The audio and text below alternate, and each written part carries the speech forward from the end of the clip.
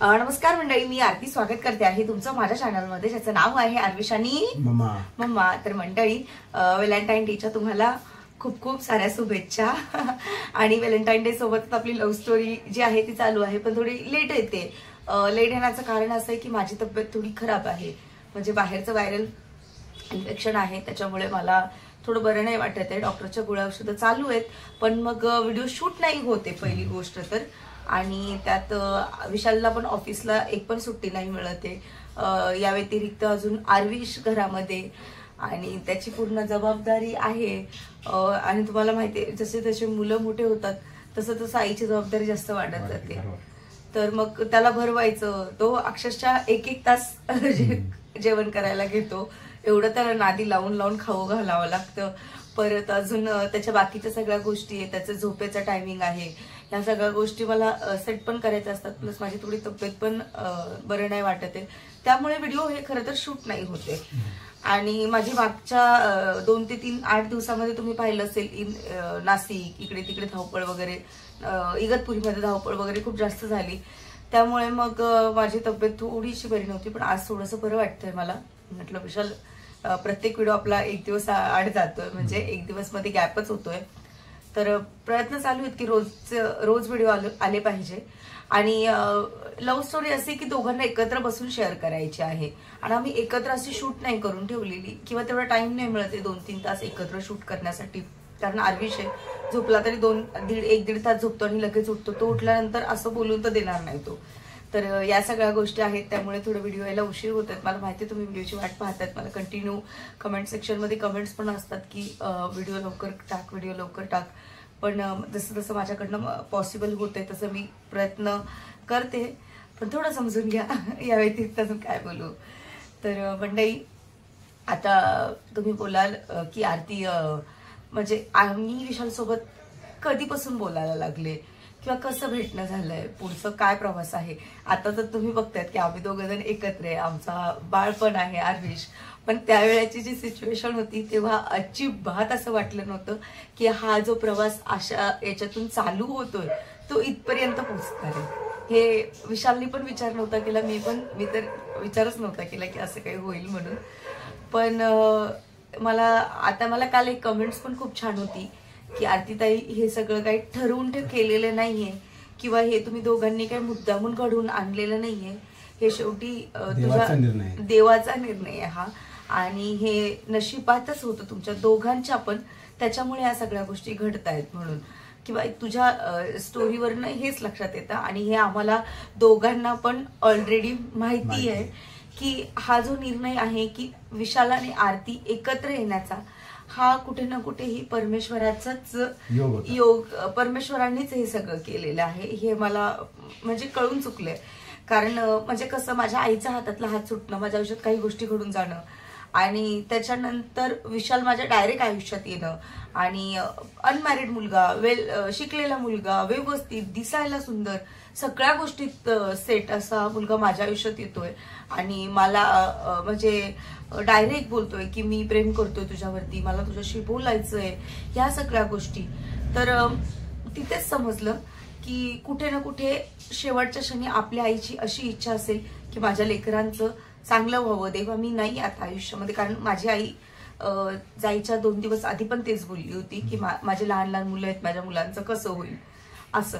तर मग तेच कुठेतरी तिची शेवटची तीच इच्छा असेल की माझ्या तिन्ही मुलांचं व्यवस्थित व्हावं म्हणून. त्याच्यामध्ये काजल की हे जे काही केलेलं आहे ते गणपती बाप्पाकडनं. मी स्वामींना तेव्हा तर मी स्वामींच्या मठात वगैरे कधी जात नव्हते, किंवा मी पूजा पण नव्हती केली स्वामींची, कधीच नाही. पण तेव्हा माझा फक्त गणपती बाप्पावर श्रद्धा होती. मी टिटवाळ्याच्या मंदिरात नेहमी जायचे त्यावेळेस. तर मग तेच मला वाटतं की जे काही आहे तो त्यांचाच निर्णय बाप्पाचा, आणि त्यांनीच हे सगळं घडून आणलेलं आहे असं मला 100% या गोष्टीवरती आम्ही दोघंही हे आहे. म्हणजे प्रेग्नेंट होती, तिचे मिस्टर आहे, तिची वेल सेटल लाईफ होती. इव्हन आता भाऊची पण लाईफ, मुलगी, आता भाऊ तर जॉबला चांगला आहे, स्वतःचं घर वगैरे, गाड्या वगैरे सगळ्या गोष्टी आहेत. तर मला हे म्हणजे आम्हाला हे पण माहिती होतं की भाऊला छान मुलगी भेटणार पटकन आणि भाऊचं पण लाईफ सेट होऊन जाणार. फक्त माझं लाईफ खूप म्हणजे म्हणजे आयुष्याचा जो प्रवास होता तो खडतड होता खरं तर. थोडा कच्चा विश्वास आहे आणि ही गोष्ट आम्हाला माहिती आहे. आणि आता आमच्या आजूबाजूचे पण जे लोक सगळे आहेत ते पण तेच बोलतात की हे तुम्ही स्वतःहून नाही केलेलं, ते झालेलं आहे तुमच्यासोबत आणि तुम्ही आता दोघ जण एवढे व्यवस्थित एकत्र राहतात, एवढ्या व्यवस्थित पद्धतीने सगळ्या गोष्टी हँडल करतात ना, तर तेच सगळ्यांचं म्हणणं आहे. आणि सगळेजण हॅपी आहेत आता सध्या आमच्या दोघांकडे बघून. तर असं तर मग चला याच्या पुढे विशाल मला म्हणजे विशालचे माझे कॉन्टॅक्ट कसे सुरू झाले हे तुम्हाला विशाल दादाच क्लिअर करतील. सांगा मग तुम्ही. तर मागच्या व्हिडिओमध्ये तुम्हाला सर्वांना माहिती आहे की आम्ही कुठे थांबलो होतो. तर जसं काही माहिती असेल की मला ब्लॉक केलं होतं, आमचे मेसेजेस कॉल्स वगैरे सगळं काही बंद झाले होते. मी आताही तुम्हाला ब्लॉक करू शकते. तर जसं काही तुम्हाला सांगितलं की हिने मला ब्लॉक केलेला, तर माझ्या मनात हाच विचार होता की मी हिच्याशी बोलू कसा, हिच्यापर्यंत पोहोचू कसा आणि हिला मेसेज कसं करू, कॉल कसा करू. नंतर खूप दिवस झाले, म्हणजे 7-8 दिवस झाले ते मागच्या असं सांगितलं तुला. पण त्याला मी अननोन नंबरवरून म्हणजे दुसऱ्या नंबरने हिला कॉल केला. त्याच्यानंतर हिला कॉल केल्यानंतर तिने फोन उचलला की बोलले कोण आहे, बोलले मी बोलते, विशाल बोलते. म्हटलं काय झालं की मला फक्त तुझे 5 मिनटं हवे, तुला माझी शपथ, गणपती बाप्पाची शपथ, माझ्याशी 5 मिनटं बोल, मला 5 मिनटं दे. तर हिला मग त्याच्यानंतर हिला बोललो की तुझ्या मनामध्ये काय चालू आहे. नाही, मी ऍक्च्युली मी कॉल कट करणार होते, तर त्यांनी मला सांगितलं फक्त 5 मिनिटं दे तुझे, मला जास्त वेळ नकोय तुझा. तर मला बोलतात की तुझे फक्त 5 मिनिटं दे, आणि 5 मिनिटं देऊन शपथ वगैरे घालून माझे 5 मिनिटं कसं तरी मला होल्ड केलं त्यांनी. आणि होल्ड केल्यानंतर मला बोलतात की सांगा तुम्ही काय बोलले ते. तिला काय मला समोर मान माझ्याशी बोल, प्रत्यक्ष बोल. त्याच्यानंतर तिने मला काय बोलले, मी मला माझ्या मनामध्ये काहीच चालू नाहीये, पण मला समजत नाही म्हटलं की मी काय बोलावं काय नाही.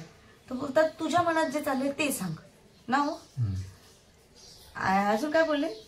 त्याच्यानंतर बोललो की जे स्पष्ट आहे स्पष्ट बोल, मला जे काय तुझ्या मनात. हा, मला बोलतात की मला ना आरती हे बघ म्हणतात ती, मला ना फिरून फिरून बोलायला आवडत नाही आणि मला बकवास करायला आवडत नाही जास्त, रागाने, खूप रागाने. तुला सांगतोय ना की माझ्याशी बोल, तुझ्या मनात काय चालू आहे ते मला सांग म्हणून. तू जर माझ्याशी बोलणारच नाही तर मला या सगळ्या गोष्टी समजणारच नाहीये. तू बोलली तरच काहीतरी मी बोलू शकतो असं मला बोलतात रागाने, एकदम चिडून. मी ते तुम्ही पहिली गोष्ट मग मी थोडं शांततेने घेतलं, म्हटलं तुम्ही एवढं चिडता काय. मग ते काय बोलले त्याचं आन्सर करतील तुम्हाला. तिला फक्त मी एवढं बोललं की मला फक्त तुला भेटायचंय, तुम्हाला भेटायला येशील का. मग तिच्यानंतर तिने काय उत्तर दिलं तुला विचार. मला बोलत तू भेटायला येईल का, आणि खूप चिडून खूप रागाने बोलत होते माझ्याशी. खरं तर तुला समजतं का, मी का बकवास करते का तुझ्या समोर, ब्लॉक करून ठेवलंय, बाहेर येत नाहीये. आणि अजून बोलतात की हा तुला असं का करतेस. म्हटलं काय करते म्हणजे मला काय, म्हणजे तुमचं म्हणणं काय की मी तुमच्याशी बोलावं असं. तर मग मला बोलतात की हो मला तुझ्याशी बोलायचंच आहे, जोपर्यंत तू माझ्याशी बोलणार नाही तोपर्यंत काहीच गोष्ट मला क्लिअर होणार नाही की तुझ्या मनात काय चालू आहे ते. मग मला बोलतात की मला भेटायचंय तुला. तर मी म्हटलं मी थोडा वेळ विचार करते आणि मग सांगते मला भेटायचंय की नाही तुम्हाला. तर मग मी फोन कट करून टाकला. म्हटलं मी थोडा वेळ घेईल आणि सांगते का मला बोलायचंय की नाही, किंवा नंबर अनब्लॉक करायचंय की नाही. मग मी कॉल तिथे कट झाला आमचा, आणि कॉल कट झाल्यानंतर मग पुढे मग मी विचार करत होते काय करू, अनब्लॉक करू की नको करू. पण मग माझा दिवस तसा चालू होता, घरातले कामं वगैरे पण सगळे चालू होते. मग मी काय केलं, संध्याकाळी मार्केटला निघाली. माझ्यासोबत माझी काकांची मुलगी कोमल होती, म्हणजे अक्षर आहे तिची मोठी बहीण. तर मग आम्ही दोघी जणी घोटीला चाललो होतो भाजीपाला वगैरे घेण्यासाठी. मग मी तिकडे गेली, तर मार्केटमध्ये पोहोचते तोपर्यंत बघते मागे तर विशाल माझ्या मागे. ते विशालच सांगतील विशालने काय केलं त्यावेळेस. तुम्ही त्या दिवशी मला माहिती पडलं, म्हणजे मी पाहिलं, म्हणजे खिडकी वगैरे मधलं मी घरातच होतो, की मला असं कळालं. म्हणजे मी पाहिलं तिला की जात होती ती, जसं की आता तिने सांगितलं ती कोमल सोबत तिच्या काकाच्या मुलीसोबत ती मार्केटला जात होती. तरी म्हणजे तिच्या मागं मी गेलो. मग मी मार्केटला गेलो तर मला ती मार्केटमध्ये पहिल्यांदा मी शोधलं ती कुठे, तर मला दिसली नाही. त्याच्यानंतर मला समोर नंतर मला ती दिसली की मी तिला खूप शोधलं, नंतर मला भेटली.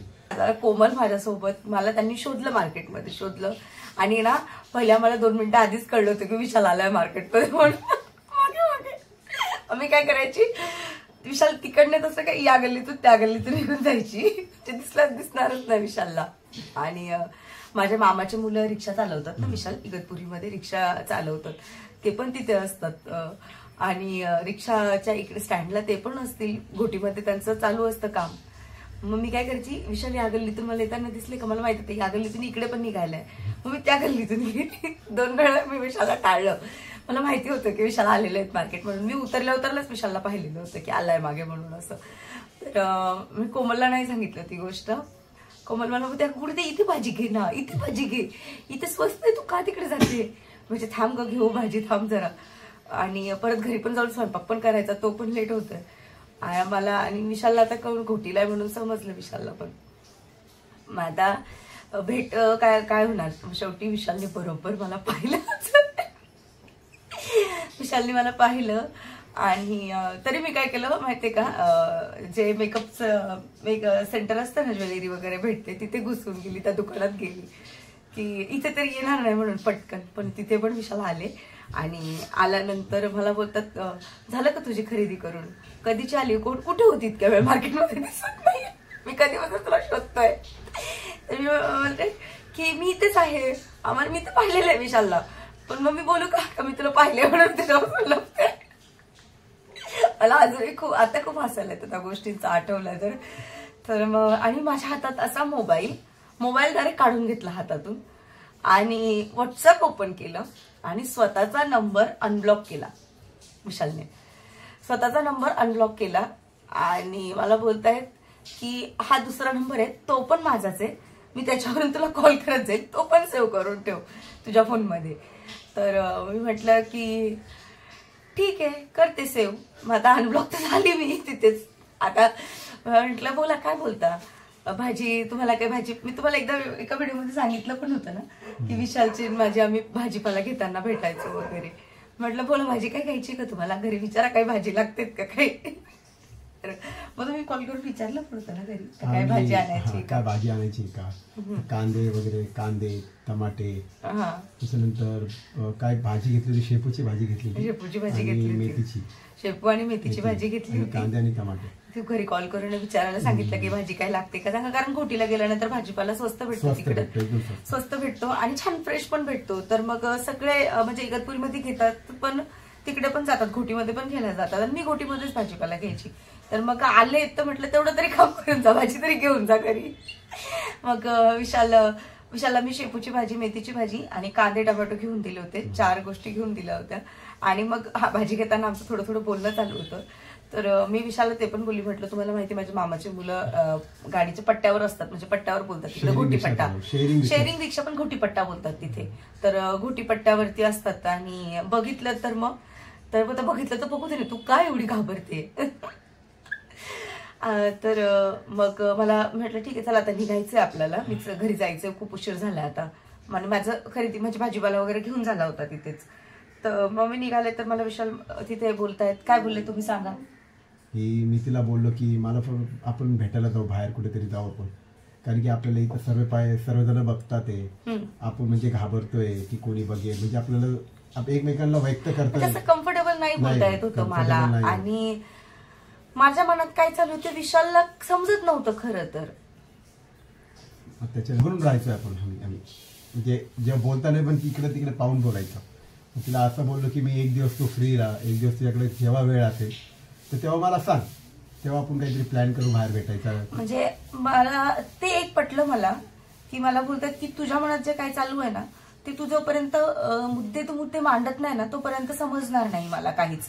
तर मला समजतं या गोष्टी, तू तुझा वेळ घे आणि तू मला भेटायचं टायमिंग सांग, आपण भेटूया कुठेतरी. ते मला एक खरं तर त्यांचं खूप आवडलं, की म्हणजे येऊन नंबर ब्लॉक अनब्लॉक वगैरे केला, मला ते थोडंसं आहे, थोडं असं वाटतं होतं की नाही बाबा असं नाही करायला पाहिजे. पण नंतर त्यांनी जो पॉइंट माझ्यासमोर ठेवला की मला बोलायचंय तुझ्याशी, जोपर्यंत आपण बोलणार नाही तोपर्यंत समजणारच नाही काय चालू आहे ते. तर मला ते पटलं थोडंसं माझ्या मनाला कुठेतरी, की ठीक आहे बोलून बघूया, समजावून बघूया, जे आहेत आपल्या मनात जे चालू ते आपण या व्यक्तीला समोरच्याला सांगू शकतो, असं काही नाहीये. तर मग तर मार्केटमध्ये आम्ही तेवढं बोललो आणि बोलल्यानंतर आमचा निर्णय पक्का झाला. निर्णय पक्का झाल्यानंतर मग मी माझ्या घरी गेले, हे गेले. पण यांना आणि मला बोलताना माझ्या मामाच्या मुलाने पाहिलंच. आयुष्मान, त्याचं लग्न झालंय ना आता, त्याने पाहिलं आम्हाला बोलताना. आणि त्याने माझ्या मावशीच्या मुलाला पण सांगितलं, राहुलला. आणि परत त्यांचा अजून एक मित्र आहे, त्याला पण ही गोष्ट माहिती पडली. म्हणजे अनिकेत, तिघं, या तिघांना पण माहिती पडलं की गुडीताई बाजूच्या पोरासोबत बोलत होती. आणि तुम्हाला माहितीये पोरं म्हणजे आयुष्मान झालं, मुलांच्या ह्या गोष्टी पटकन लक्षात येतात. आणि ते माझ्याकडे यायचे तेव्हा आमचे घरी नेहमीच असायचे. दुपारच्या वेळी माझ्याकडे येऊन गप्पा मारत बसायचे, ताई काय करते, काय चाललंय तुझं. आणि आमचे सगळे म्हणजे माझे भावंड जे लहान लहान आहेत माझ्यापेक्षा, ते सगळे आमच्याकडे येऊन जाऊन ना विशाल नुसतं घरामध्ये एवढी मस्ती असायची का विशाल मला ना कधी नंतर आम्ही जेव्हा बोलायला लागलो तेव्हा मला बोलायचं, अरे काय चाललंय तुमचं, किती मस्ती करते त्या पोरांसोबत तू. एवढी माझी मस्ती चालू असायची ना. मारामारी पण आम्ही करायचो, मारामारी पण. म्हणजे नेहमी जेव्हा मी बाहेर असेल त्यांची मस्तीच पाहायचो मी. त्यांच्या घरात आवाज जास्त, आरडाओरड चालूच असेल नेहमी सारखी. कारण की कसं आहे की तुम्हाला हिच्या आईच्या बद्दल तुम्ही सांगितलं होते, म्हणजे कोणी ना कोणी नातेवाईक भेटायला यायचे घरी, सतत माझ्या घरी पाहुणे चालू असायचे. आणि नातेवाईक म्हणजे माझ्या मावशा तिथे खूप जवळ राहतात, तर माझ्या मावशांनी आम्हाला एकटं नव्हतं सोडलं. म्हणजे रोज जरी म्हणाल ना तरी सगळेजण एकत्र असायचं ना विशाल. आम्ही रोज माझ्या घरात असायचे सगळे. कधी मामी असायची, कधी मावशी असायची, कधी काकू स्वतः असायची.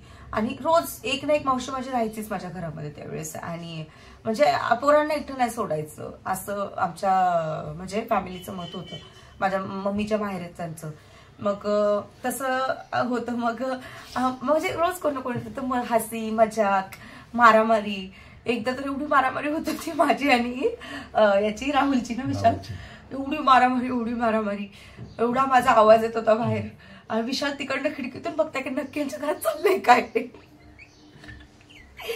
मस्ती चालू होती, खरं तर खूप मस्ती चालू होती राहुलची आणि माझी. मी त्याला काहीतरी बोलत होते, तो मला काहीतरी बोलत होता. आणि असं म्हणजे टाइम आमचा असायचा. तर मग असं करता करता मग राहुलने आम्हाला मार्केटमध्ये पाहिलं, राहुलनी, आयुष्माननी आणि यांनी मार्केटला पाहिलं. मग ते तिघांना ती गोष्ट कन्फर्म झाली. तर आयुष्मान माझ्याकडे आला, अनिकेत पहिल्यांदा आला. बोलतो गुडीताई. म्हटलं काय. तो बोलतो की ती बाजूची गाडी आहे ना ग. तर मी म्हटलं कुणाची रे. तो बोलतो ती गाडी बघ ना बाजूला उभी असते ती. तर म्हटलं हा. तो बोलतो तिला भारी चालते ना. तुला माहितीये का ती गाडी 1 नंबर गाडी आहे आणि अशी सुटसुट पळते. माझ्या आलं लक्षात हा नक्की काय बोलतोय म्हणून. मला लगेच समजलं की याने आपल्याला पाहिलं कुठेतरी बोलताना, एकतर घोटीलाच पाहिलंय. तर बोलतो तुला माहिती का त्या गाडीचं नाव काय.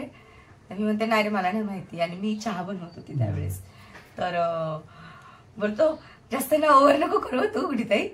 तर मी म्हणते काय ओव्हर काय, मला माहितीये म्हणे. तर मी म्हटलं काय ती 220 तुला जाम आवडायला लागली म्हणून. म्हणते कोणती 220 रे. बोलतो ती उभी असते बघ आपल्या बाहेर पल्सर, ती गुडीताईला भारी गाडी आहे ग ती. तर मी बोलले हो काय भारी आहे, मला नाही माहिती रे म्हटलं एवढं काय. तर बोलतो हा मग तुला बाईक चालवता येते ना मला बोलतोय. तर मी म्हणते नाही आम्हाला लय गाडी चालवायला आवडते, तू त्याच्याशी बोलते तर सांग. बोलतो गाडी चालवायला दे. तर मी बोलते कुणाशी रे. तो बोलतो तू आता जास्त शहाणी नको बनू, विचार करते मला पकवते का म्हणे तू. अनिकेत बोलायला लागला मी पाहिलंय म्हणे तुला घोटीमध्ये. तर मी म्हटलं मला कळलं तू पाहिलंय मला घोटीमध्ये, मी काही एवढी हेडी नाहीये की मला समजणार नाही की तू पाहिलंय म्हणून. तर असं झालं. मी म्हटलं बस कोणाला सांगू नको, फक्त कोणाला समजलं नाही पाहिजे, अजून काहीच नाहीये कशात नाहीये, उगाच गैरसमज करू नको घेऊ. बोलतो नक्की काय सांग ना. म्हटलं वेळ आल्यावर सांगेल तुला. तर बोलतो मग असं काही नाहीये का. म्हटलं नाही रे असं काहीच नाहीये. तर बोलतो ठीक आहे पण म्हटलं तू कोणाला सांगू नको. बोलतो बाबा मी तर सांगणार नाही, पण तू मी रावल्याची आणि याची आयुष्याची जबाबदारी नाही घेऊ शकत, तू त्यांचं बघ, तू त्यांना मॅनेज कर. तर मग मी बोलली की ठीक आहे चालेल बघते मी. मला राहुल आला. राहुल म्हणता 220 220, हे गुडीताई 220. मला वाटतं अरे यार आता पोरांचं काय करू, आणि भाऊ पण घरामध्ये, पप्पा घरामध्ये. पण मग त्या एवढं एक होतं की त्या भाऊसमोर पप्पासमोर बोलले नाही कधीच. मग त्या 220 गुडीताई 220 ग, लय भारी गाडी असते, लय भारी गाडी असते. मला हे नव्हतं म्हणजे माहिती झालं नंतर की यांच्या गाडीचा नंबर 220 आहे म्हणून. पण मग मी पोरांनाच विचारलं का ती गाडीचा मॉडेल 220 आहे का, तर बोलतात हा तोच तो गाडीचा मॉडेल, भारी गाडी त्याची. आणि इगतपुरीमध्ये जास्त ती गाडी पाहायला भेटत नाही गुडीताई, याच्याकडेच म्हणतात. आज मला पोरं बोलत होते, तर मी म्हटलं हा का, मग मी म्हटलं ठीक आहे चालेल. मग म्हणे काय बोललं राहुलला, आणि म्हणजे तिघांना माहिती झालं, आयुष्मान म्हणजे आयुष्मान, अनिकेत आणि राहुल या तिघांना ही गोष्ट माहिती झाली. मग रोज यायचं, रोज चिडवायचे मला. त्याच्यानंतर तू मला फोन करून सांगितलेलं ना, म्हणजे फोन मग मी कॉल केला यांना की दुसऱ्या तिसऱ्या दिवशी म्हणजे मुलांना कळलं ना, मग मी दुसऱ्या तिसऱ्या दिवशी फोन केला आणि यांना म्हटलं की म्हणजे विशाल असं असं आहे, माझ्या भावंडांना आपल्याला पाहिलेले, तुम्हाला माहिती ते रिक्षावरती असतात आणि ही गोष्ट काही त्यांच्यापासून तर लपणार नाही म्हटलं, त्यांना समजलेली आहे. तर हे बोले समजू दे ना, मग तू कशाला घाबरतीये, तू तुझ्या पद्धतीने हँडल कर, आणि जर नसलच ऐकत तर मग मी सांगतो, मी बोलतो त्यांच्याशी, म्हणजे माझ्या भावंडांशी. लहान लहान आहेत ते माझ्यापेक्षा. तर मी म्हटलं अरे मी माझ्यापेक्षा खूप लहान आहेत ते, चांगलं नाही वाटत या सगळ्या गोष्टी, तू घाबरू नको पहिले तर. मी हिला बोललो की तू घाबरू नको, काही काळजी नको करू, ते पण मला ओळखतात चांगले ते, म्हणजे असं नाही की त्यांनी मला भरपूर वेळेस पाहिले, मला ओळखतात, त्यांना माझा स्वभाव वगैरे सगळं माहिती. त्यांनी माझ्याकडे येऊन कधी काय बोलले नाही ना, कधी विचारलं सुद्धा नाही कधी.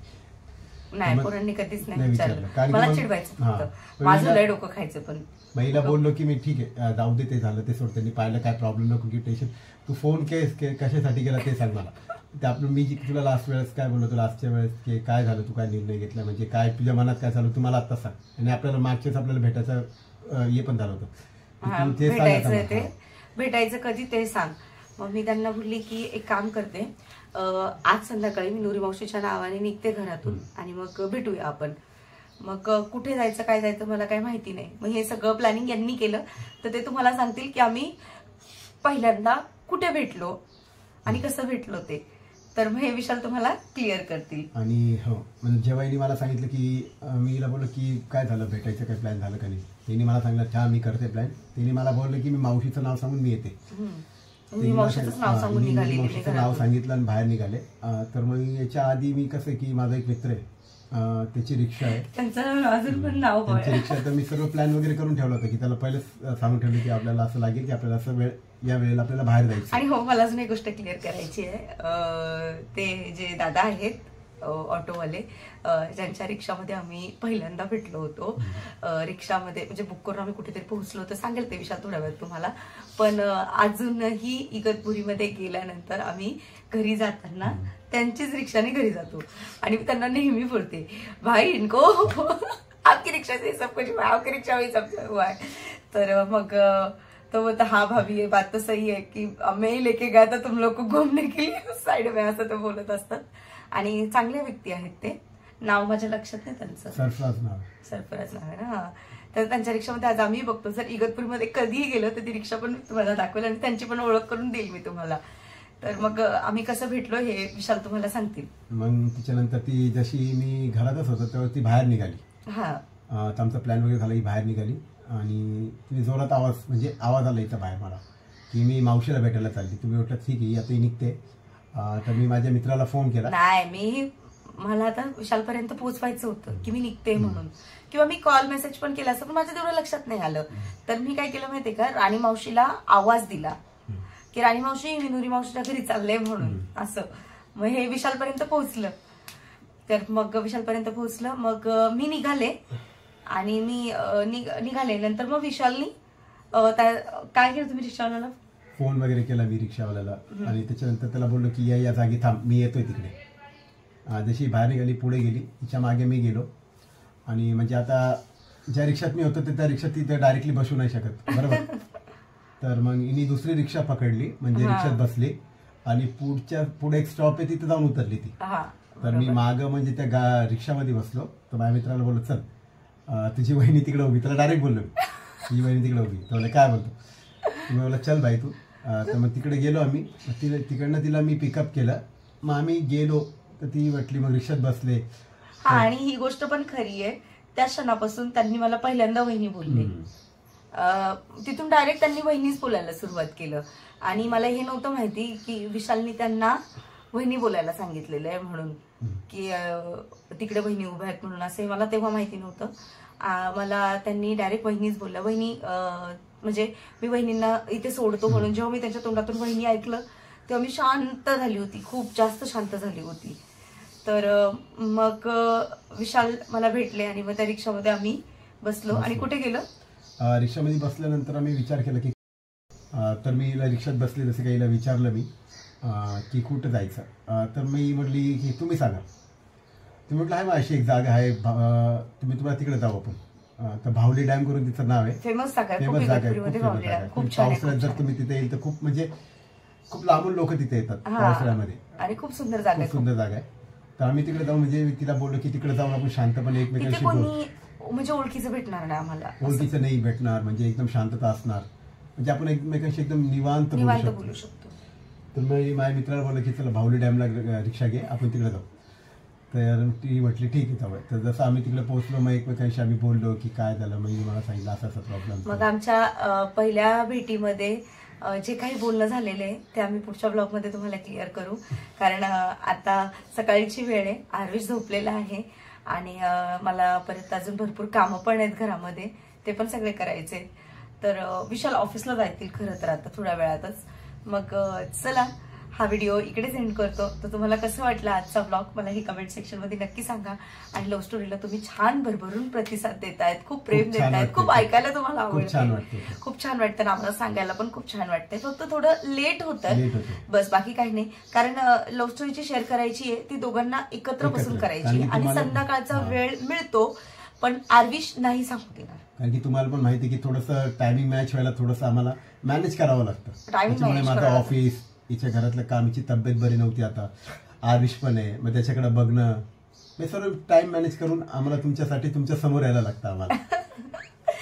पण मग तेच, त्यामुळे थोडं टायमिंगचं होतंय, तर थोडं तुम्ही ऍडजस्ट करा. आता विशाल ऑफिसला निघतील, बाकीचं बघू. आज संकष्टी चतुर्थी आहे आणि हा आजच तुम्हाला व्हिडिओ पाहायला मिळेल. हा मी मॉर्निंगला शूट केलेला आहे सध्या. आता वाजलेत बरोबर 9. आता विशाल ऑफिसला निघतील, बाकीचे माझे थोडेफार कामं झालेत, बाकीचे कामं पण आवरायचे. आणि लव्ह स्टोरी चालू आहे, पण मी माझे डेलीचं जे मी तुमच्यासोबत नेहमी शेअर करत असते त्या गोष्टी पण मी मिस करते. आणि हो, व्हॅलेंटाईन डेचा व्लॉग असा स्पेशल असा काही बनवला नाही आम्ही दोघांनी. तब्येत ठीक नव्हती माझी, त्यामुळे मी हॉस्पिटलमध्येच दवाखान्यात होती खरं त्या दिवशी. विशालला दवाखान्यात घेऊन गेले होते. पण हा एक सांगेल की विशालनी माझ्यासाठी छान गुलाबाचे फुलं आणले होते. त्याच्यानंतर अजून गजरा आणला होता माझ्यासाठी की आरती गजरा लाव, पण मी काय साडी वगैरे घातलेली, त्या गजरा मी काय असाच तो फ्रीजमध्ये ठेवला, तर तब्येतच ठीक नव्हती म्हणून. आणि चॉकलेट्स भरपूर आणले होते माझ्यासाठी. तिला गिफ्ट दिलंय मी व्हॅलेंटाईन, ते तुम्हाला नेक्स्ट ब्लॉग मध्ये तुम्हाला बघायला भेटेल काय मी गिफ्ट दिलं, व्हॅलेंटाईनचं काय गिफ्ट दिलं. तिला खूप आवडलं, ते तुम्हाला तुमच्या समोर नक्की शेअर करेल. आणि असं जे गिफ्ट म्हणजे माझ्या डेली यूजच्याच गोष्टी आहेत त्याच त्यांनी मला गिफ्ट केल्यात. तर ठीक आहे, चालेल. मग हा व्हिडिओ इकडेच एंड करतो. व्हिडिओ आवडला असेल तर व्हिडिओला लाईक करा, शेअर करा आणि सबस्क्राईब करायला अजिबातच विसरू नका. बाय.